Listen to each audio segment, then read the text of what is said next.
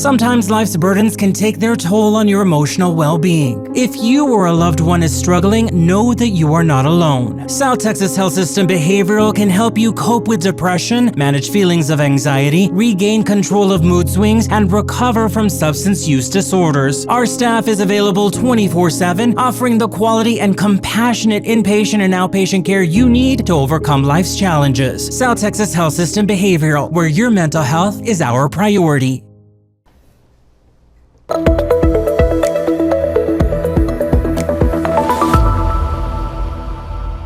Welcome to our latest Let's Talk Mental Health webinar. I'm Tom Castañeda, the System Director of Marketing and Public Relations for South Texas Health System.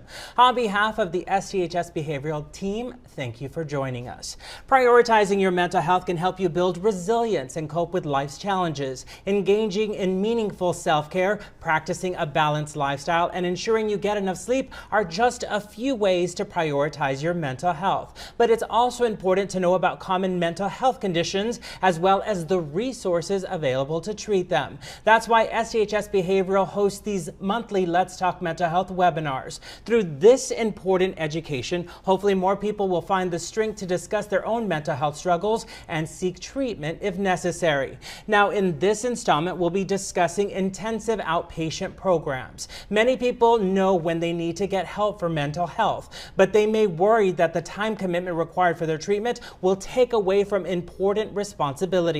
An intensive outpatient program provides flexible, comprehensive care without jeopardizing the daily activities people care about. In this partial day program, patients build practical skills to overcome mental health challenges, and they use those skills in real life. So to learn more about the IOP program at STHS Behavioral, we're joined by Bianca Esquivel Bolaños, a licensed master social worker at STHS Behavioral. Welcome, Bianca, and thank you for joining us. Thank you so much for having me. Now, this is the beginning of the new year. People are talking about mental health, about prioritizing their health, but mental health is part of our overall health. So we should really be concentrating on not just the physical, the losing the weight, the eating healthy, being healthier, but also prioritizing our mental health, right?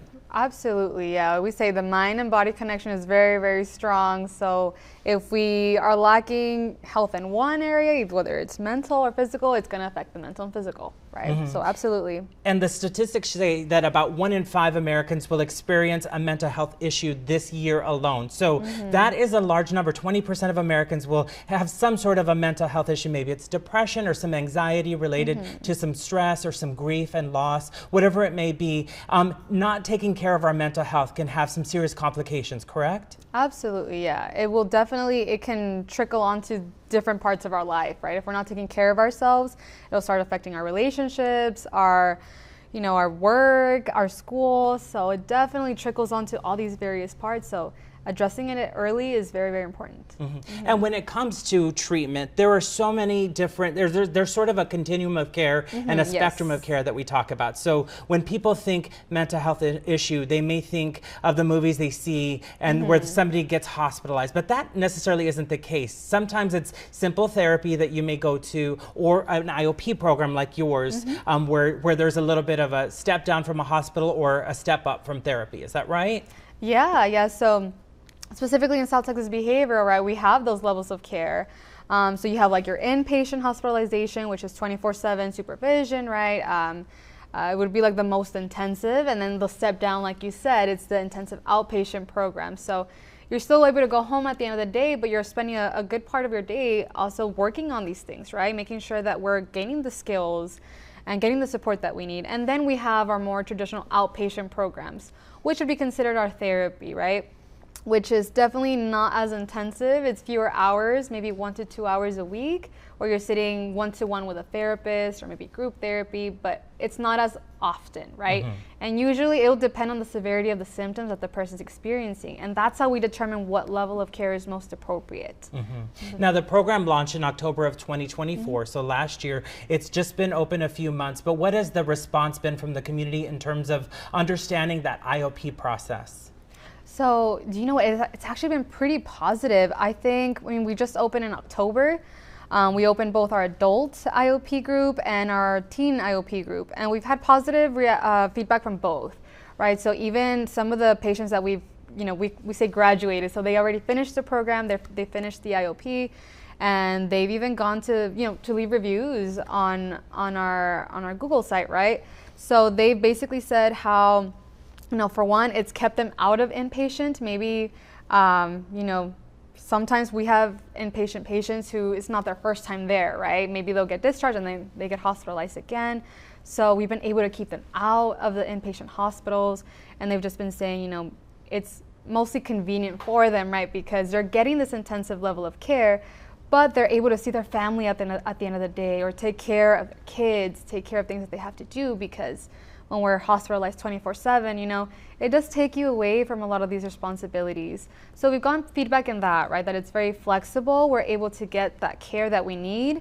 And we're still able to carry on with our day and make sure that, the stress isn't adding on because we forget to do, or we don't have time to do certain things, right? So the program has been really successful, it looks like, so far. And there can maybe some questions or some confusion about what it means, but you have a great presentation for us. It's going to basically walk us through the IOP program and its benefits, right? Yes. All right, let's get started.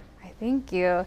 And so before I do get started with the presentation, I did want to kind of just share a bit about inpatient hospitalization for those who aren't familiar, right? So this is definitely for someone who needs a 24-hour care. So it is a residential stay, right? So if you're a danger to yourself, right? Maybe we're self-harming to the point where it might risk our well-being, right? It's important to be monitored and receive that 24/7 care that we might require, or we're a danger to others, right? Or we are experiencing psychosis that interferes with our daily living, right? Whether we're able to take care of ourselves, shower, wake up and get out of bed in the morning, or we're experiencing aggression that we can't really manage at home. So that's where inpatient hospitalization might be most appropriate. And so you do get discharged when when the doctor deems that you're stable enough and you feel stable and safe enough to go and reintegrate back into the community. And so that's where IOP can come in clutch, right? Like how they say, it can be very, very beneficial. And that's what I really want to focus on today, but just wanted to give that just for those who maybe aren't very familiar. But yeah, I'll go ahead and get started with our PowerPoint presentation here. So a program overview, right, of the intensive outpatient program. It is designed for both adolescents, 13 to 17 years old, and then adults, 18 plus. So it is a comprehensive, evidence-based program that offers specialized care. And like I mentioned before, right, it's ideal for maybe people who are transitioning out of psychiatric hospitalization. But it's also open to the community, right? You don't have to be stepping down from an inpatient program. It can be for anyone struggling with mental health challenges that might require more structured support, more intensive support, but without the 24/7 care where you have to really just, spend a few days at the hospital. So criteria for admission, specifically with teens, right? What we'll see most of the time is teens diagnosed with some type of disorder like anxiety, depression, emotional dysregulation.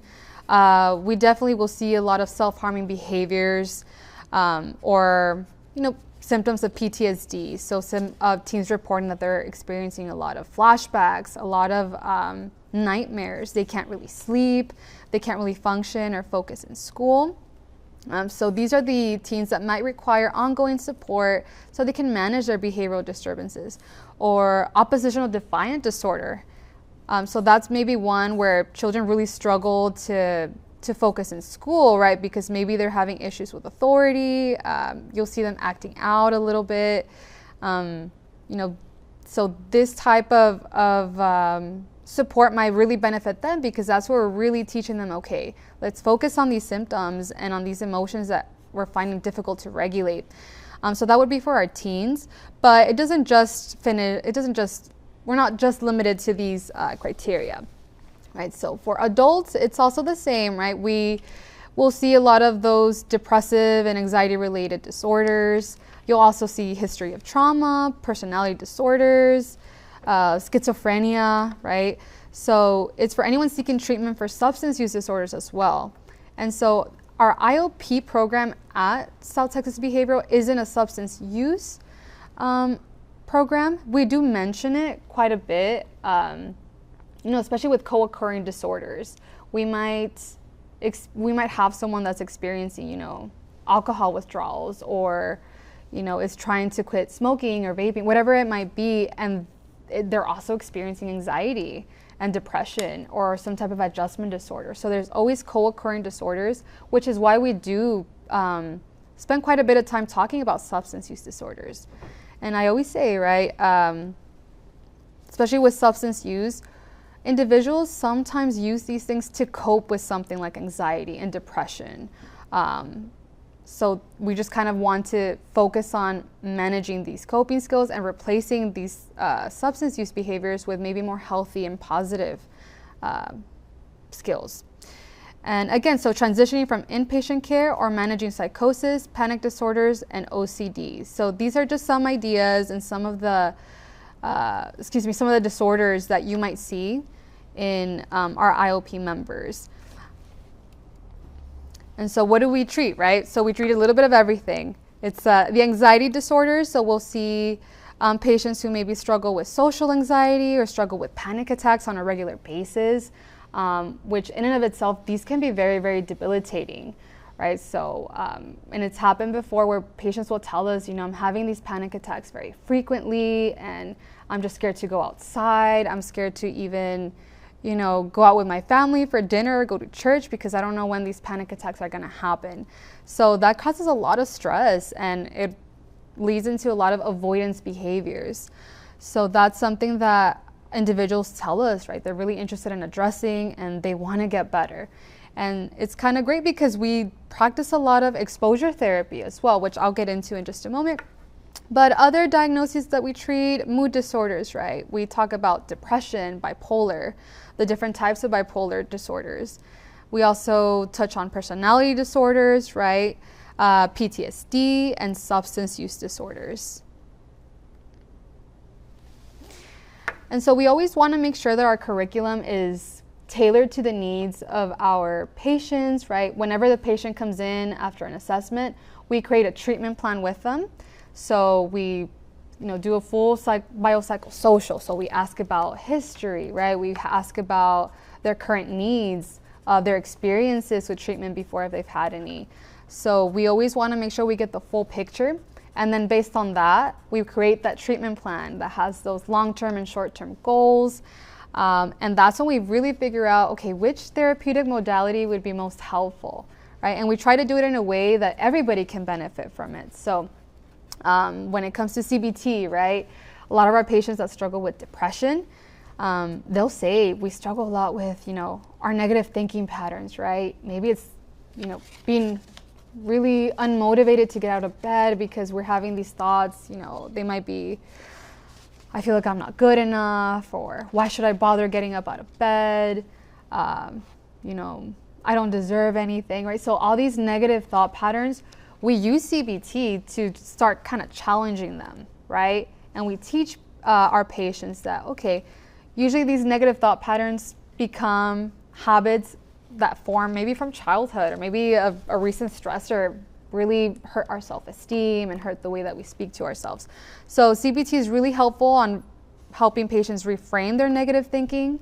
And once they do that, they can start managing their behaviors, right? So we focus a lot on the relationship between our thoughts, our emotions, and our behaviors, and how, they all kind of connect. And how, if we're thinking negatively, we're going to feel bad, we're going to feel worse, and we're going to behave accordingly, right? So that's just one of the modalities. The other one is dialectical behavioral therapy. So this type of therapy emphasizes a lot on emotional regulation. So we teach skills on distress tolerance and interpersonal effectiveness. And so this is when maybe we have someone that really struggles with anger, right? Maybe they react on impulse, and maybe this is something, their anger is something that has hurt their relationships, right? Or maybe they're having issues with their spouse, or they're getting in trouble at work because they can't handle these very extreme emotions.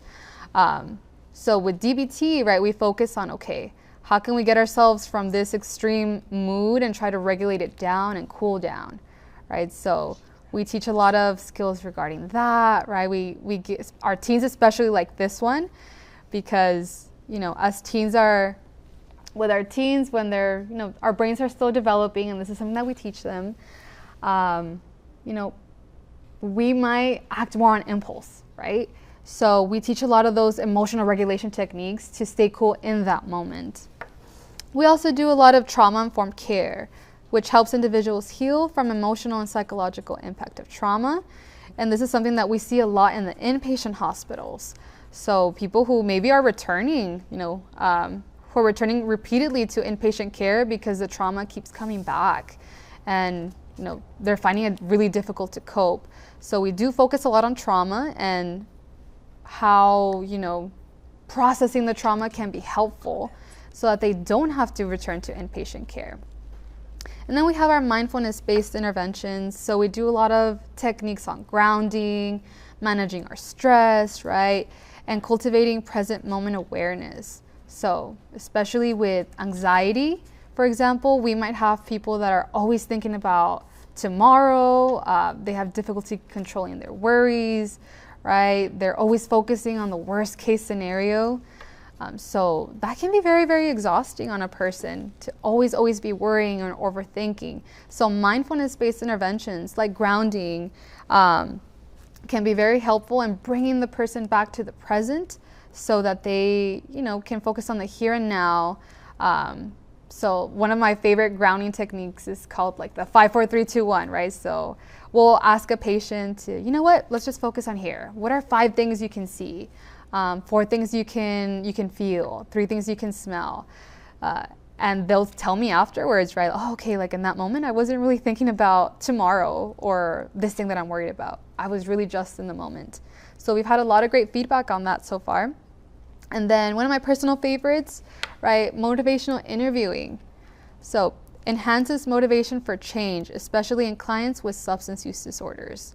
So this is one that self-disclosure, right? I've had therapy myself, and this is one that really, really helped me make breakthroughs in treatment. And I've seen it with our patients in IOP. But it's basically when we ask the patient, what do you need, right? What do you need from us, and how motivated are you to make these changes, right? So one of my favorite questions is, from 1 to 10, how motivated are you to engage in exercise? Right? And maybe the patient will say, I'm at a 4. And I'm okay, well, you could be at a 3, right? So let's talk about that, right? Why are you at a 4 and not a 3 or not a 0? And how can we get you to a 5 or a 10, right? So that's where the motivation really comes in, and we're like, okay, well, I have this and this reason. So that's a really, really great one to do, and they respond very well to it as well. And then some other holistic and individualized interventions. So we have cognitive processing therapy. So this kind of goes back to like those diagnoses with PTSD, right, where we kind of process that trauma. We don't spend, we always want to be careful of not re-traumatizing our patients, right, especially if they've experienced these traumas and are still struggling with them. So we're very, sensitive to it, but it is important to kind of process it in a way that's therapeutic so they can move on, right? So they can feel like they have a sense of control over their here and now. Exposure therapy. So this is kind of the one I was talking about before. Exposure therapy works really great with anxiety disorders. Maybe for someone who has social anxiety. Think about someone who has really, really tough times being in public spaces, maybe at HEB. They really have a hard time being there. It's a lot of noise, it's a lot of people, and they get overstimulated. Maybe it even increases chances of panic attacks. So what we'll do with exposure therapy is, okay, well, let's make a plan, right? We're not gonna just throw you into a social situation and set you up for failure. But let's think about, if you have a hard time being at HEB, maybe you can start by just sitting in the parking lot in your car for 10 minutes once a day. And maybe in the next week, you can park a little bit closer, maybe stand outside of your car and just watch the people go in. maybe 2 weeks in, you can stand outside of the double doors, right, or the entrance, and just see how that feels, right? And so the exposure therapy is this gradual desensitization that we teach clients. So that way it's more approachable, it's more doable, and they realize, okay, this isn't too bad, right? And they feel supported through it. And an IOP will talk about it the next day. Okay, how did it go? How did you feel? And and a lot of our patients, they'll be honest, right? Oh, like I really struggled with it. Or man, like I had a panic attack. Okay, well, let's go with that, right? Let's work out what can we change, what can we do to make it better. So that's exposure therapy. And then we also have family therapy. We always want to involve family members in the therapeutic process. So we know how important our support systems are when it comes to mental health treatment.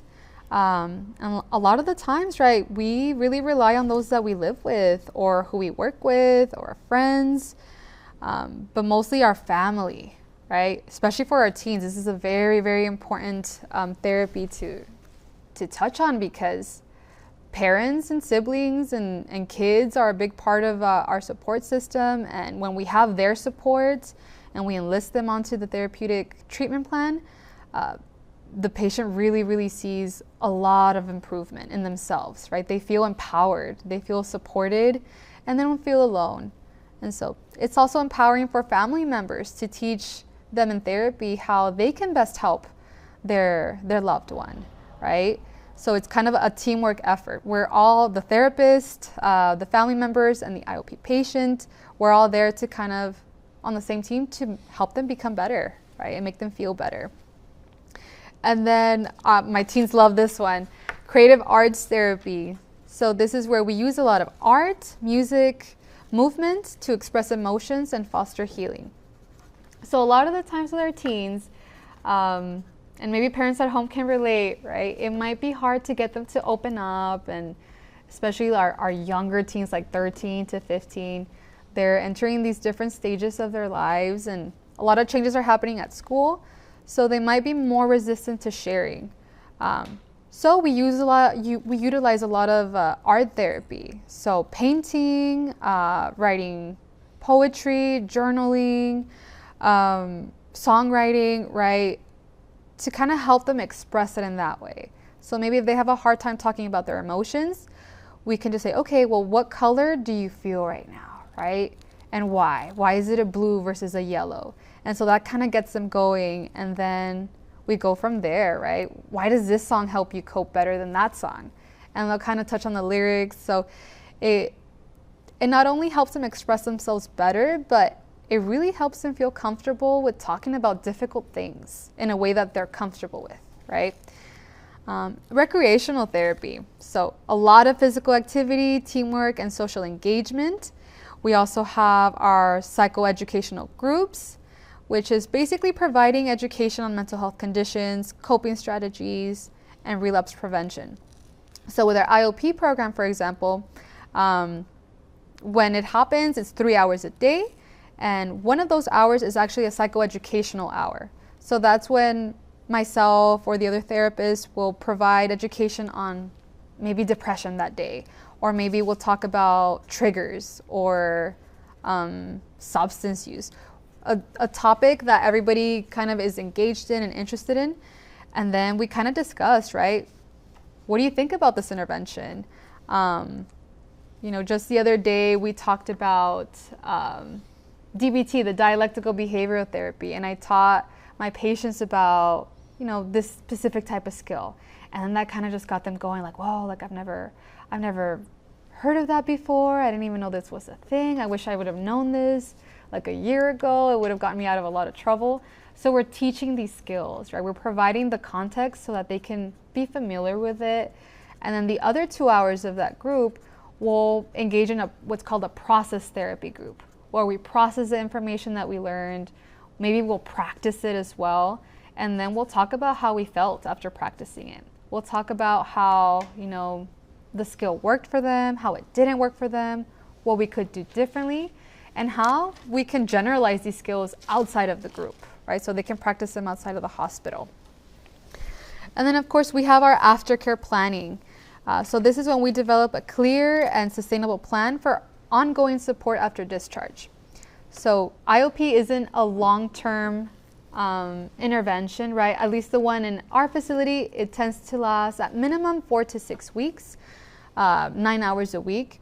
So our plan, right, is to get patients ready in that time to get the skills that they need, get the support to learn those skills in the meantime, and then transition off to maybe outpatient or go on their own, right? And feel empowered enough to apply these things on their own. So we do develop a sustainable plan for aftercare. So we want to make sure we connect them with other resources if they're interested in continuing maybe therapy, individual or family. We help connect them with that. If they're interested in maybe joining more classes or getting connected with certain nonprofit agencies, we'll provide them that support so that they can feel empowered and ready to go. So our behavioral IOP program does ensure that language is not a barrier. I know that here in the Valley, for sure, not everybody speaks English, right? Not everybody speaks Spanish. So we want to make sure that we cater to those needs, and we do that by making sure, I myself am bilingual in English and Spanish, and I'll code switch a lot of the time to kind of meet the needs of our patients in group. So that's where that cultural competence really comes in. Not just speaking the language, but understanding maybe the values that we come in, right? We have patients for our adult group, right? We have from 18 and above, so we can have an 18-year-old and maybe a 70-year-old in the same group, right? And maybe it's very different for them. So we want to make sure that as therapists and the group facilitators, we're culturally competent and we understand the diverse culture and familial and societal influences that impact our community. And so the Valley is very, very big, right? It's very different. I always say, I'm from Mission, and even when I go to Brownsville, it's very, very different. It feels like I'm in a whole new place. So we're very mindful of that. And that's where the education comes in as well. So fostering an understanding and encouraging individuals to seek help and support. And of course, I talked a little bit about the family-centered approach and how important the role of family is when it comes to helping the patient recover, right? So we want to make sure that we incorporate these family sessions to enhance communication, resolve conflicts, and again, involve the family members. So when patients come into our IOP program, they do qualify to also have individual sessions and family sessions. So this can happen maybe with the patient's children or maybe just their spouse, whoever it is that they want to include, and we kind of just enlist the support of all family members, right? So that way the patients feel supported not just in our IOP family group, but also when they go home, right? We want to make sure that their family's also in the loop about what their treatment goals are and what would best help the patient generalize these skills outside of the group. And our group support is tailored to foster a sense of community, and I cannot emphasize enough the importance of collectivism, right? That sense of camaraderie that you see built in our groups. Because sometimes it's happened, right, where I'll be in group and I'll kind of just disappear into the background, and it's just the group members just talking and giving advice to each other and supporting each other. And that's really where I see a lot of the growth come in, specifically for maybe our members who don't have a lot of social support networks outside, right? That's where they really, really build those relationships. And I've even had members tell me I've never said that out loud before. I've never told anyone this. I never felt safe enough until now. So you cannot underestimate the power of group support and just how helpful it can be, and sometimes it can even be more helpful than individual therapy, right? Depending on the person and their needs. And so, like I said, sometimes as we go about, school, work, changing family dynamics, we're always adjusting. So maybe we lost our job, right? And we're adjusting to life. with unemployment, or maybe we just had a baby, or we just got married, just got divorced. With IOP, we prioritize navigating those life transitions. And it's something that we call like an adjustment disorder, right? So when people really, really struggle to adjust and maybe are grieving the life that they had before, whether it was because of loss of a job, maybe they moved out of the house and they're struggling to be on their own. We want to tackle those adjustments, right? And help them, empower them to really take on this new chapter and address any barriers as well. So we want to help individuals manage the challenges of balancing life. And of course, we at South Texas Behavioral, we provide guidance on identity development, especially for our teens who maybe are feeling the weight of social pressures, right? Either from peers or society. We just focus a lot on that self-esteem building, the empowerment, and helping them embrace their identity while also, having the confidence to integrate beyond, right? Beyond their circle, beyond their school. So that way they can grow up to be, really independent adults who are not afraid to take risks and manage it in a healthy way.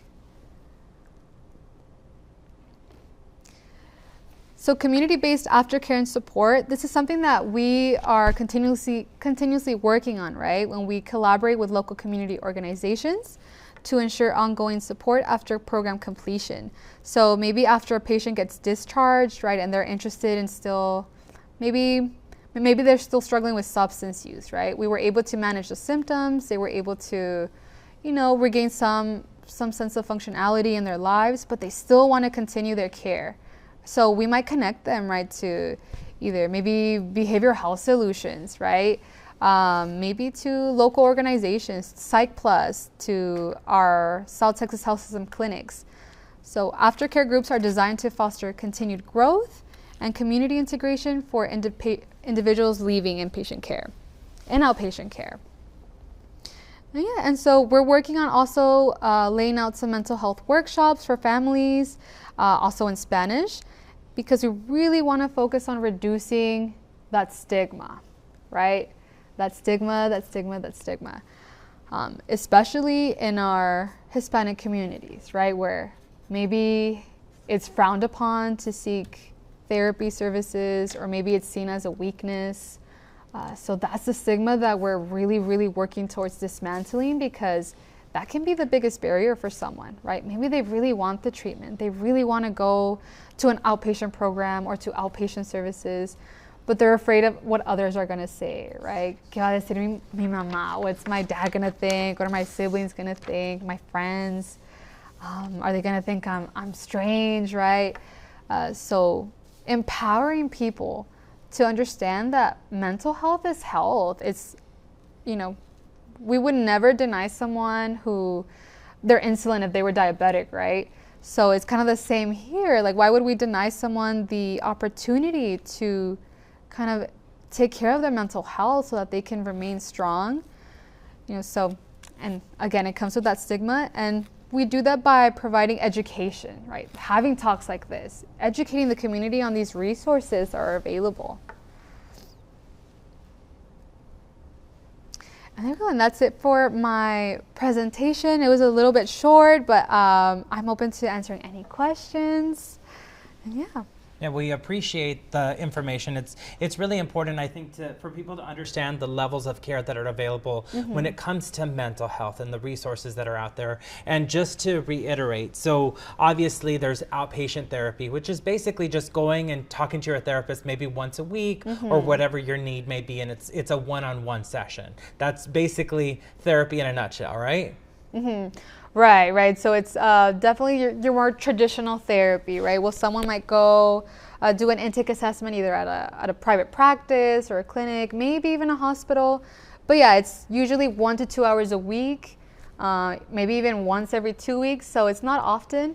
Usually it's to manage maybe more mild to moderate symptoms, because the patient can still go on and function and go on about their days and and take care of what they need to do. So that's maybe the lowest that's level. The lowest care. level. And then at the highest level, you obviously have the inpatient care, Yes. so the hospitalization. And so that is, as you had mentioned in your presentation, they may be a risk to themselves or to others, and the issues may be more of a crisis mode, more emergent in that sense, right? Right.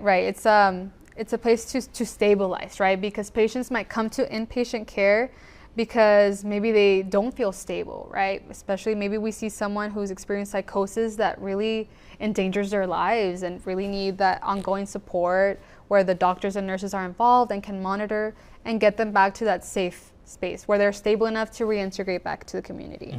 And then you have IOP, which is almost perfectly in the center, Yeah. which is sort of the best of both worlds, because you are getting those 5 hours, 3 to 5 hours a day, twice a week, or whatever it may be. You're getting that intensive therapy that you need, but you're also then able to leave and do your day-to-day activities. Yeah, and so it offers that flexibility, right? For example, our IOP group at South Texas Behavioral, it meets 3 days out of the week, so every Monday, Tuesday, and Thursday. For our adults, it's from 9 a.m. to 12 p.m. Okay. So it is 3 days out of the week, and we work with our patients. It is an investment, right? It's intensive, so 9 hours a week. But it's an investment so that you don't go on to lose a whole week later on in inpatient care when maybe it can be addressed just in these 6 weeks of IOP. But yeah, it gives them the flexibility to still go on the rest of the day, right? After group ends, they can still go home, maybe go into work, pick up their kids from school, and do what they have to do. And a lot of the people that have been coming in since you launched in October, for those individuals who maybe work an 8 to 5 job, I assume that your employer can work with you, especially because it is mental health is health. So you are hopefully getting those documents that you need to prove that you have to be attending these sessions. Yeah. So we've actually had patients before who have been able to step out of work for those times, and their employers have been understanding, right? Because again, employers want their employees to be healthy and be able to come to work and be happy. So we have had that positive experience so far, right, where employers have been understanding and letting the patient come in. Because that is a big fear for people. Like, I still need a paycheck. I need to function. My panic disorder, or whatever it may be, is reaching a critical state. But I still need to work. I still need a paycheck. I still need to pay bills. So being able to be comfortable to come and get the help, but also speak with your employer and make sure that they're aware. It's usually just your HR and your supervisor. You don't have to tell the whole office, right? But at least we know that that there is the support there from the employer side. Yeah, and I also forgot to mention, so we also offer Zoom. So especially for those patients who maybe live really far away, like in Brownsville or Roma, right? They can also come in through Zoom, and it's a lot more convenient for them. And when we talk about access to therapy, right, especially intensive therapy, which isn't we don't have a lot of those programs here, right? We're starting to. We're definitely not where we want to be yet, but that access to intensive outpatient programs, is available here with us because we have that Zoom availability as well. And from what I've heard with our patients, it also helps them with their jobs, right? Because they don't have to commute as much. They don't have to spend too much time commuting to the hospital. So they're able to be at home with their families more, or be able to contribute more at work. And just from the comfort of their homes as well. And STHS Behavioral isn't just Rio Grande Valley. We get patients from Corpus Christi, from Laredo. So that Zoom option is actually especially for those that live a distance away. They're able to avoid that commute that takes additional time. Yes, for sure. And these IOP programs are considered a step down for some hospitalization. Is that right? Like after you've been hospitalized and for a little bit, and then you're at a level where now it's sort of that's one step down. It's kind of like when you have a stroke and they put you in the ICU, and then you sort of step down, and then you get into regular rehab or whatever. So this is kind of a step down, right? Yes. So when we call a patient a step down, maybe they just got discharged from inpatient within the last week, right? And that automatically qualifies you for IOP, right? One of the qualifications is, recent hospitalization or recent worsening of symptoms or recent crisis. So you'll have patients that maybe they get discharged and we'll have a treatment team meeting with them, and we'll talk to them. Hey, would you find this service helpful, right? It's maybe a buffer. Yeah. When you go home, that way you don't go home cold turkey, right? You go home with some type of support and ongoing care. So a lot of patients really are welcoming to that, because okay, like it's not so scary to go back home after a crisis. I still have some ongoing support. So yeah, that would be the step down, where they go right after discharge, they begin the IOP services. But I know that at SDHS Behavioral, as you had mentioned, there sometimes are recurrent patients who come back time and again, but they may not necessarily need that full 24-hour hospitalization. They just need some support. So is this helping reduce those recurring patients who don't necessarily need to be in the hospital 24/7? That there is no other option? Yeah, I think it does. I think so what happens with inpatient, right? They'll go through an intake assessment and to see if they're eligible for inpatient or not. And maybe patients or people that come in don't meet the criteria for inpatient. But then it's great that we're able to offer this, right? Okay, so maybe you don't meet criteria, but there's also this program, right? That can still, if you definitely really do need services and you know that you're in crisis and it's not severe enough to be an inpatient, there's this great program that might be just what you need. So I'm happy that we're able to offer that to it. So yeah, so we have seen that patients will be like, well, maybe I don't need inpatient. I don't need to go get hospitalized 24/7. I think I can work with this, and this is what actually is going to help me not feel like I have to come into inpatient. And as you mentioned, the program is 9 hours a week. That is, and then you have the teen, and then you have the adults. So the adults are in the morning. Is that correct? Yeah. So we have our adults Monday, Tuesday, Thursday from 9 to 12, and then our teens, because we want to be also mindful of school. That might be a little bit harder, right? So we do it from 4:30 p.m. to 7:30 p.m. Okay. And what days are those? The same days? The same days. So Mondays, Tuesdays, Thursdays, 4:30 to 7:30. So we definitely want to cater to their needs, right? We don't want to cut into school too much, especially if we also might have some that are graduating soon and really need to hone in. But it's great because they can come in after school. And they can talk about their day, right? Maybe if they had a behavior at school, we can debrief and really help them prepare for the next day when they have to go back. So yes, Mondays, Tuesdays, Thursdays, adults in the mornings, and then teens in the afternoons. And how long does the program last? Is it like 9 weeks, 12 weeks? What is like the period of an IOP? Or is there like an end date, or it's sort of indefinite until a patient obviously you create a treatment plan, but okay, we're at a point where we don't need IOP anymore? Yeah, so for ours, it's at minimum 4 to 6 weeks. Okay. Right? But we have constant reviews to see, maybe like every week we'll see where the patient's at, like how are they doing on meeting their treatment goals, and if the patient we always want to include the patient and make sure that they're part of the decision-making process. We'll be like, okay, maybe you might benefit from extending it to 2 weeks or maybe 4 weeks, right? So we really just base it off of the patient's needs. They can graduate as early as 6 weeks, or maybe we can extend it longer. Okay. So it's not meant to be like a long-term thing, but it just really depends on the patient's needs, and we work closely with them to maybe see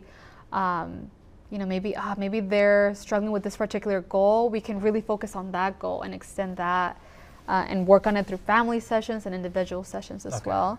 So yeah, but 4 to 6 weeks is the minimum. Okay.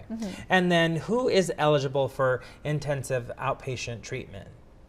So for eligibility, at our program, 13 years old and above, right? So we can do that. We do require insurance. We accept most insurance, private insurance, and transportation and or internet connection. So like I said, we do have it in person at the hospital. So the patient will come in, we'll go through a different unit, right? We'll do the group therapy there. So it's important that they have transportation or someone to pick them up and take them. And if they don't, right, they have the Zoom option. So as long as they have access to a smartphone or a computer where they can log in, we just require that they have their camera on, right? Just so we can ensure that they're safe and that they're maintaining confidentiality, right? Not other people there. So other than those things, right, it's really open to anyone who maybe experienced a crisis recently or who just got discharged from inpatient, or maybe someone who, you know, an adjustment disorder, right? They're really struggling to cope with. So we want to, it's all about that recency, right? If you recently experience a worsening of symptoms, but you don't, you know, you don't need inpatient, then this would be the program for you, right? We want to make sure that we can get you to a place where we can, one, manage the symptoms, keep you safe, keep you stable, to keep you from going to inpatient. But yeah, really, so just having the availability as well, to do the 9 hours a week, having the transportation or internet connection, insurance, and most importantly, the ability to tolerate 3 hours, right? So we might have people, maybe they have psychosis, right? Maybe they respond to internal stimuli, hallucinations. They're still welcome to come, right? As long as they can still participate meaningfully. And yeah, that's pretty much it. We're keeping it open because it really can benefit so many individuals. But it does come down to the insurance, the availability, and the recency of the crisis as well. Now, when it comes to those mental health diagnoses you mentioned, so depression, anxiety, mood disorders, bipolar disorders, schizophrenia, PTSD. So it doesn't matter. You can, what that issue is, you can still gain a lot from being in that group setting with other individuals. Yeah, I mean, even with the patients that we've had so far, it's definitely been a diverse set of diagnoses that we've had, right? A lot of them will have shared experiences like with anxiety and depression, but definitely, you know, you could have someone with schizophrenia or someone with substance use and someone with social anxiety, and yet we still all find common ground, and they take something from the therapy session. And, you know, and like I said, the powerful part of group therapy is just being able to listen to each other and feel like, you know what, I'm not alone in feeling maybe this sense of helplessness, right? I see other people, maybe it's different type of context, right? But like we say, pain is still pain. Feeling like you have no control is something that most of our patients share, and that's where the growth really comes in. So yeah, we have a variety of needs that people have, and we definitely address them in our individual and family sessions, specifically like maybe if it's a specific thing that not all group members share. But man, in those 3 hours, they really help each other out. You know, and it's great seeing them ask each other questions and even give each other advice and just encourage each other. And you know, we've all shared tears and laughs. And yeah, and they couldn't be more different, and yet, you know, and very similar. There's always very similar. You can be different and similar at the same time. Yes. Now, how does an assessment work for you? I assume you do an assessment first to find out if they are a viable candidate for IOP. Yeah. So like I said, right, we have to have that recency aspect. Maybe if they recently got discharged from inpatient, or they're from the community, and you know they're suffering with a crisis, or maybe someone's realizing, man, like their aggression, somehow it's getting worse every day and they can't control it. So what we'll do an assessment, an intake assessment, just to see the needs, what's been going on, any changes that have been happening. That way we can really assess the severity of the symptoms. And then we do what's called like a biopsychosocial, right? So we really do a holistic evaluation of the person, get to know them, maybe like other stressors that they might not realize are contributing to their current crisis or recent crisis. And we also set them up for a psychiatric evaluation. So we have the doctor, the nurse practitioner come in and do those. So it's a pretty thorough assessment. It's an intake assessment, a biopsychosocial, and a psychiatric assessment with ongoing reviews every week just to see any changes. But these are confidential again. So I think there's always that fear that if you are to call the 388-1300 line and say you want an assessment, that it's going to become part of a permanent record of some sort. Oh, yeah. Yeah, we always want to reassure our patients, like, you know, there's no shame in just calling in for information, right? And seeing what resources available to you. Because after all, this is a resource, and we want people to call and learn about it and share with their family or their friends if they're comfortable, or maybe they just want information for themselves because they're thinking about it. So yeah, we always keep everything confidential, and we want to make sure that our patients feel, or you know, that our community feels comfortable talking about these things. Because it will happen, right? We'll get that call that's like, hey, like, I'm not really sure, like, what is this? And the tone around the conversation is really, really important, right? So that we kind of don't fall with that stigma that's around like making those calls or seeking that information. Now, you obviously create an individual plan for any patient when it comes to their success and making sure that they're, whatever their issue may be and how they can get through that successfully. But then you also have the group setting. So how do you balance that individual treatment plan with the group settings in IOP?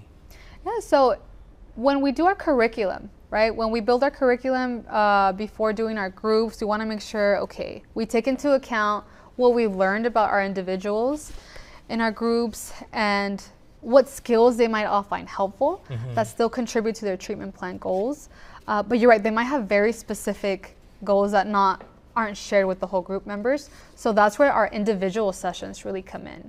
So we have our 9 hours of group therapy a week, and then we have at least minimum 1 hour of individual therapy. So these sessions do have to happen on the days that IOP meets.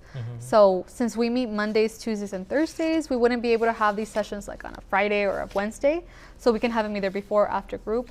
But that's really where we focus in on the treatment goal, right? Maybe if it's not something we can work in group due to maybe time constraints or being mindful of other members' their needs as well, because maybe not everybody needs an exposure therapy plan, right? So that can maybe be worked out more in an individual session. So we try to balance it out by really checking in on patients on how they're doing in group sessions, and then being more specialized in those individual sessions and be like, okay, like, what did you take from group earlier today that really helped you with this? And what can we add to it? To keep it going, and how can you take what we learned in individual session and group session and take it home, right? Because I always tell my patients, the real work starts when they leave our hospital, right? Or when they log off.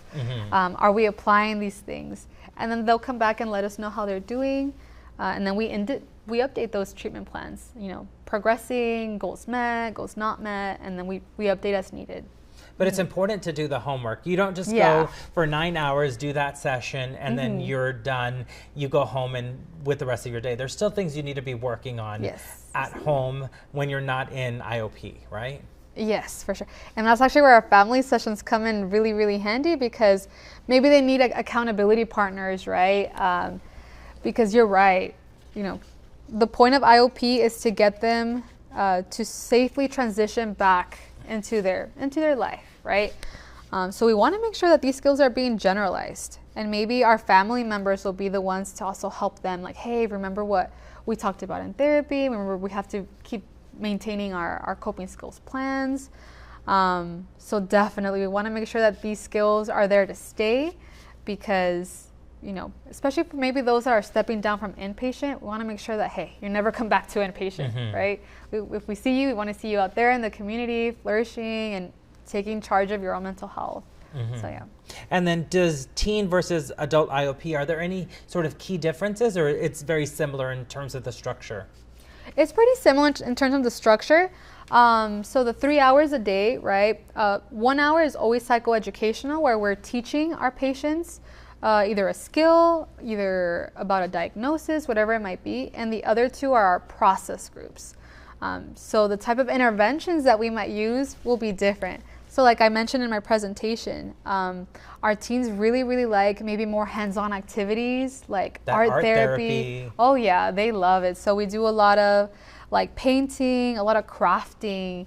The bracelet makings have been, the friendship bracelets have been really, really popular, and we use that to kind of, they'll use it as maybe a grounding tool. Like they'll count the beads to breathe in and out.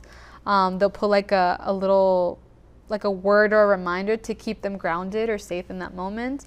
And so that's something that we could also do with the adults, but it's definitely more popular with our teens. So they like more expressive arts, whereas maybe our adults will be more into the processing. Like they really want to talk, right? They really want to share this information. They want to focus maybe more on like what do you call it? Like the psychopathology, right? So very, very different. maybe with the adults, I see that they enjoy more just learning about the things and asking a lot of questions, whereas our teens, it's more of an informal, laid back, right? That's how they really grasp the information. And that's how I've seen them retain the information, right? When it's not so much like a structured environment, like teaching and making them do exercises, but it's more relaxed. And they even say it, right? Like, oh, okay, like this is more, I'm comfortable with this. And I would do something like this again, which is always what I want to hear, right? I would do this again. I would do this outside a group. So yeah. Because that first session, I'm assuming that they come in and they're just a little afraid of, don't know what to expect. By the second or third session, they're more calm, I assume. Oh, for sure. And I think even as a therapist, I'm just like nervous for them because I can see them, they come in and they're just like, oh, like it feels like the first day of school. So yeah, and especially when it comes to things with social anxiety, right? Which is very common with our teens. So it can be very scary, but we kind of just work with them, and with all our patients, we just want to make them feel comfortable and make this feel like a safe space where they're not judged and there's no stigma, right? And let them know that that type of environment, that safe environment, is also available outside in the community, right? Because sometimes that might be a reason why we have returning inpatient patients, right? Maybe they feel like they only have that support in a hospital. So in IOP, we really try to push for both our teens and adults how like, hey, we can create and foster supportive and safe environments outside of a hospital setting, right? So we have a lot of those deep conversations. But yeah, so I very much enjoy working with our teens. But it's very different. It's very different with adults and teens. But then adults and teens, regardless, they're going to be able to develop interpersonal skills, coping skills, relaxation skills that will help them as they're meeting the challenges of their mental health condition. Yeah, for sure. And the communication skills is a huge one, right? And that's where our process groups really come into place, because maybe we have trouble communicating how we're feeling, right? Adults or teens. And with our teens, you'll see maybe a lot of them don't know how to express their emotions to parents or to teachers, so they'll shut down. You'll see that also with adults, right?